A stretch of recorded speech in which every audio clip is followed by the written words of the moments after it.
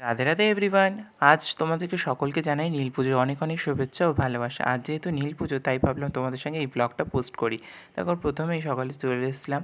এখন যেহেতু ওয়েদারটা খুব ভালো, এই দেখো আজকে মা অখণ্ড প্রদীপ জ্বালিয়েছিল শিবশম্ভুর নামে। এই যে আমাদের বাড়ির শিবশম্ভু ও মা, তোমরা তো দেখেই নিয়েছো শিবরাত্রির ব্লগে। এই যে মহালক্ষ্মী আর নারায়ণ ঠাকুর, রাধা মাধব, গৌরচাঁদ, নিতাই চাঁদ, গোমাতা আর নারায়ণ ঠাকুর। এই দেখো সোনাবাড়িটা আজকে নতুন জামা পড়েছে, কী সুন্দর লাগছে না?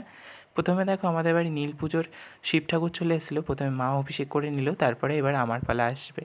দেখো মা এখানে সব কিছু নিয়ম মেনে পুজো করে নিল। এরপরে আমি বসে পড়েছি শিব ঠাকুরের মাথায় জল ঢালার জন্য।